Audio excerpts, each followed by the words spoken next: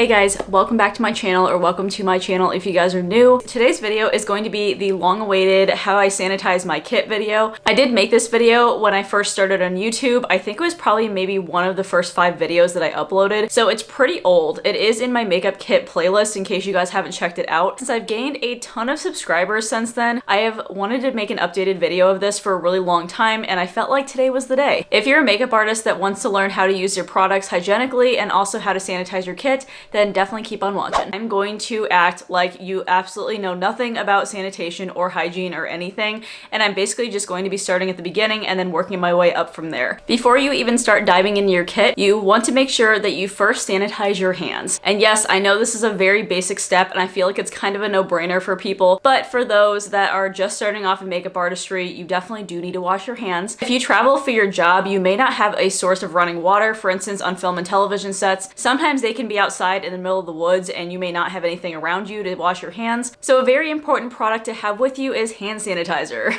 I personally like using these CVS Beauty ones. I love these because it actually has aloe vera inside of it. Sometimes your hands get dry after a while just sanitizing your hands over and over again. So the aloe vera inside of here definitely gives some sort of hydrating property to it and prevents your hands from not drying out as much, which is really nice. The other thing I want you guys to be aware of whenever you are picking hand sanitizer though is that get some that are unscented. So don't do the ones from like Bath and Body Works unless they're the clear ones without any scents to them, because sometimes you are going to have clients that are really sensitive to fragrances, so you want to make sure that they come fragrance free. You also want to make sure to sanitize your hands or wash your hands in between each and every client that sits in your chair, just to ensure that your hands are 100% clean before you start touching other people's faces. Then of course you can wear a mask for safety if you want to. If masks aren't mandated in your area, then it's definitely your choice whether you want to wear a mask or not to wear a mask. The next thing that you need to have is some sort of disinfecting wipes. I carry the Lysol disinfecting wipes. Before you even lay out all of your products outside of your kit on your station, you want to make sure that you wipe down the surface first with disinfecting wipes. After you're done with that, you want to go in with some sort of towel. I personally like having a black towel because if I get any makeup on it or spill anything, it doesn't look as dirty. You're going to put it down in front of your station. Any of your products that are going to be touching the client's face directly, put them on the towel. The next important thing that you want to have with you at all times is alcohol. This is 70% isopropyl alcohol. You do want to make sure it is 70% exactly. A lot of people think that the higher the percentage, the more it's going to sanitize, but that's not really the case. If you get too high of a percentage, say you get like 90% alcohol or something, then it's going to evaporate too quickly on the product to sanitize anything. But if you get anything too low, then it's not going to sanitize it enough. So I do like to carry it in a spray bottle like this. This is just from Amazon, and I can link you guys any of the containers and everything that I'm mentioning in this video in case you guys are wondering. Then the next things that you want to have with you at all times, some sort of mixing palette, and then also you want to make sure you have a spatula as well. I actually got this in a set with a metal mixing palette, but I decided to switch to the clear ones here. These two are from the Artist Kit Company. I know some of you guys can't get them because the Artist Kit Company doesn't ship worldwide, but you can find dupes for them on Amazon, and I can link you guys those. The reason I like carrying clear ones though is because you can see colors better. You can also do foundation matching with this really easily. If you're maybe between 3 different foundation colors that you think might work for a person, you can actually swatch all 3 of them on this so you can see its true color compared to somebody's face. And the very last thing that is definitely an optional thing depending on, I guess, how many brushes that you use or how big your job is. I would definitely recommend having brush cleaner. This is the Cinema Secrets one. This is meant for spot cleaning brushes, and it is a quick drying brush cleaner that also smells like vanilla, and it's honestly pretty delightful. I don't think I've ever found a brush cleaner as good as this one, so that's why I buy it in this huge like container here, because I go through a ton of it. So now we're actually going on to sanitizing your products, because I know all of you want to get into that now. So here we go. Okay, sorry we're at a really awkward angle here. I just wasn't exactly sure how to position myself because this whole entire tripod doesn't tilt or anything. But anyways, I wanted to kind of just run through how to sanitize your kit and how to keep things hygienic as you're going in between people. First off, let's talk about powders. Every single powder product, so it can be blush, bronzer, face powders, anything like that, can be 100% sprayed down with alcohol. The only powders that work differently are loose powders. So I'm talking about any pressed powders this applies to. You want to make sure that you just spray this down completely with alcohol and saturate it. So I'm going to go ahead and just spray everything down. Make sure to go ahead and let that dry completely before you shut it. If you shut this container completely, it's obviously going to trap all the moisture in here, and that can cause mold, so you don't want to do that. But then also you want to give the product enough time to fully evaporate and change back to its original color. I'm going to take another powder first so you can see the color change on it. I am going to fully saturate it here. So obviously you can tell it changed colors. So then once it changes back to its lighter color, then you're okay to close it and put it back in your kit. And I know this isn't like a kit organization sort of video, but I do want to make you guys aware that it's really good to put back everything inside of your kit after every single person, like reorganize it to its original state, if that makes sense. It not only makes it harder for yourself to find products during the second applications and the third applications and so forth, but it also makes you look messier as an artist. So just make sure you put all your products back and reset it to its original state before you go on to the next person. Next thing, and this is where your acrylic palette comes in handy. What you want to do is you want to take your palette here, and then you want to take a spatula, any single cream products. So that can be cream eyeshadow, lipstick, eyeliners, anything like that. Depot them and put them onto the palette. Let me just go ahead and open my lipstick palette. All I'm going to do is take my spatula and I'm just going to get a little bit of a chunk of lipstick. Then I'm just going to put it on a corner of my palette. Then you want to go ahead and take a brush and then you can apply it on a person's lips. You never want to work directly out of a bullet lipstick because cream can harbor bacteria, so that's the reason why we want to depot things. So literally every single cream product needs to be depotted and put on a palette like this. And then at the very end, you just take your alcohol, spray it on the palette, take a tissue, and then you just want to go ahead and wipe it away.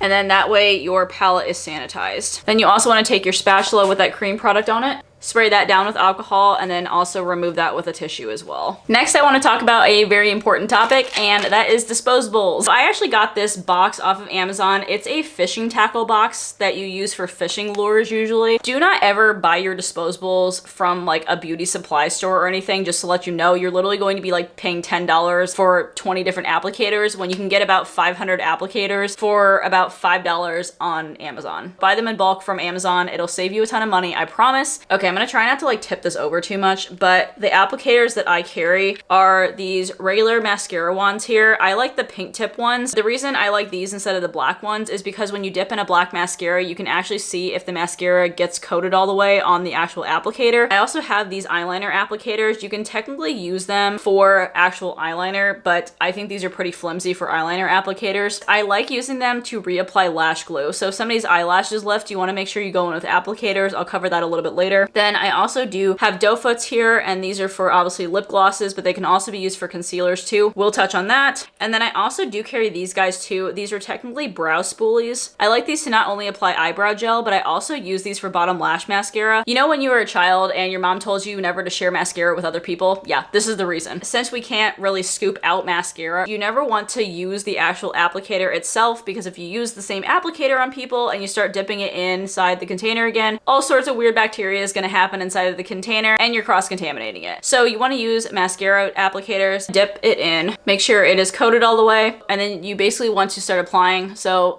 like I'll just put on like some mascara onto my lashes here really quickly. Now this applicator has now touched somebody else's eyeball. If you want to put on a second coat of mascara on somebody, or say you want to do the bottom lashes, throw the applicator away. Do not double dip it into the tube because then it defeats the point. You want to take a clean applicator and then you want to redunk it and then use it as you would. Just make sure that you're not double dipping. You basically have two options with lip products. You can take this out, put it on a palette, and then use a lip brush and work off of there. Or you can also just take a doe foot applicator and then dunk it in directly and then just apply it. But of course, if you need to add more product, don't go in with the same applicator, use a fresh one. The other thing that you can use doe foots for is concealers. So say you have a concealer like this. So these are my Too Faced Born This Way concealers. I don't keep them in the actual containers anymore, but in case you guys do, here's an option. These have doe foot applicators. You can use them like lip glosses. So you can scrape this whole thing off, put it on a palette and work off the palette. But to make it really easy, you can usually use a doe foot applicator, dip it in the concealer like you would a lip gloss, and then you can just draw it underneath a person's eye and it works exactly like the applicator. Next, I want to go ahead and cover loose powders. Loose powders work a little bit differently. So there's basically two different methods that you can use for powders. Obviously, the easiest solution is to just dump it into the cap. Here's the thing though. So if you guys are using the bottom of the cap and just using your brushes, you of course want to make sure you sanitize the cap. So take your alcohol here, spray down the inside of the cap, take a tissue or a paper towel, and then you want to make sure you clean this out really, really good. The second option is to take this and then just dump it on your palette directly, and then you can work off your palette. Then next we are moving on to lip pencils and eyeliners. Whenever you use a lip liner on somebody's lips, do not cap it directly after you use it on somebody, because all you're doing is literally capping all the bacteria and it harbors inside of the cap here.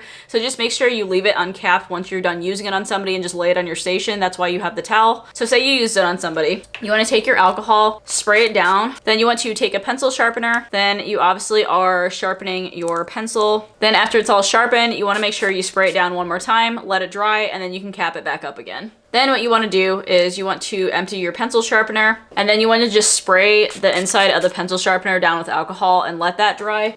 And that is how you sanitize pencils. Any twist up gel pencils of any kind, so gel lip liners, gel eyeliners, anything that like twists up cannot be used on people because they are cream products. So sanitizing them with alcohol alone does not do the trick. They have to be able to be sharpened. For instance, these are my Lorac pencils here. They do technically twist up. They twist up from the base of them, but these ones actually have built-in sharpeners at the edge of them. As long as you're removing the first layer of the product, that's all that really matters. But for any of them that you don't have the option to sharpen, you cannot use those hygienically. The other thing that I've gotten a ton of questions about, guys, is any sort of felt tip or brush tip eyeliners like this cannot be used on people. They harbor bacteria. So felt tip liners are basically a sponge and it goes all the way down into the handle. So even if you spray it off with alcohol, bacteria is still going to be trapped somewhere in the handle. So your option is to use pencil eyeliners that you can sharpen, or the best option is to use a gel liner in a pot because you can depot it, put it on your palette, and work off from there. My favorite one, in case you guys are asking, is the Inglot gel liner. It is this one right here, and it's in number 77, and that is the black gel liner. Next, I want to talk about lash glue, and yes, this even has to have a proper sanitation technique too. Usually when you're doing somebody's lashes, you'll have a clean set of lashes, and then you take the applicator here and you put them directly on the lash band. But if you ever need to touch up lashes that's already been adhered to somebody's eye, you cannot take the same applicator because otherwise you will contaminate your whole entire product within it. It's basically like reusing lip gloss or reusing mascara at that point in time. You kind of have to think about it the same way. So you want to make sure you use an applicator, and that's where the eyeliner applicators that I have come into play. And then I just take a little bit from the tip right here, load up a little bit of lash glue on the tip, and then you can go in really precisely. So I'll just reapply it to the inner corner of the lashes, stick it back on, and then that way you have not contaminated your whole entire lash glue tube. Then the last category I want to talk about really quickly is for brushes. Now for brushes, the best option is to deep clean them, meaning that you're either using a brush shampoo that you can buy over the counter, or you're using Dawn dish soap and olive oil combo. And that's usually what I use. It's a pretty efficient way of cleaning things because dish soap does overall get things very clean. I use about 80% of that and 20% of the olive oil. And the olive oil is basically there to hydrate your brushes so nothing feels too rough. But a lot of us do not have time to deep clean our brushes every single application on set, wait for them to dry, and then move on to the next person. So here's the thing with this. I have recently learned the Cinema Secrets brush cleaner does not clean things all the way. It's not a deep cleaning method, so don't think about it like that. It's only meant to solely spot clean that specific brush if you're trying to change colors on the same person. But if you go on different people, you have to get a brand new clean brush. But if you have to change colors on somebody and want to use the same brush, then all you want to do is just take your towel here. You can use your Cinema Secrets brush cleaner or any other brush cleaner that you have. Spray it directly on the brushes, make sure it gets nice and saturated, and then all you want to do is just start rubbing it around and make sure all the product is out. You might have to do it a couple of times. Also, I would not attempt this if it's like a cream product or something like a foundation, because cream products do not remove that easily with spot cleaners. So since you can't reuse those brushes by just spot cleaning them on different people throughout the day, you want to make sure that you have enough brush sets to fully get done with all the people that you need to get done with. So say you have 8 people, you have to make sure you have 8 different brush sets. This is the method that I did for a while. I ended up separating all my brushes out in these individual brush pouches. This is so you can easily grab a new brush set for each person. Any eye brushes and face brushes that you'd use in a full face makeup routine, just put one for each pouch if that makes sense. These pouches came from Amazon, but I would not recommend the specific ones that I have because these zippers literally break all the time. Like they literally pop off so easily. If you just look up on Amazon like clear plastic pouches or something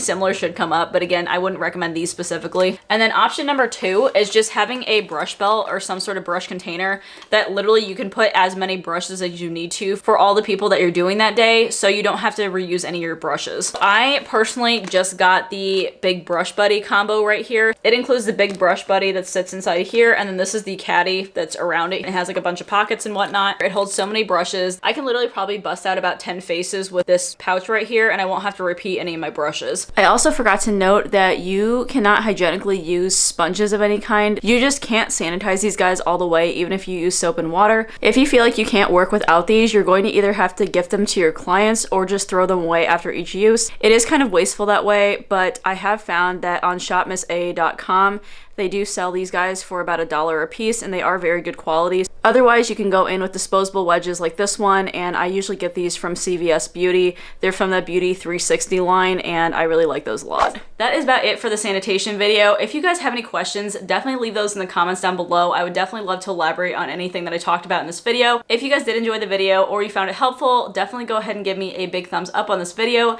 as well as also hitting that subscribe button down below. I do upload a ton of makeup artist related content on this channel and also vlogs, so if that's something that interests you, definitely go ahead and subscribe to the channel. As always, I hope you guys are having an absolutely fantastic day, and I will talk to you guys in my next video. All right, bye.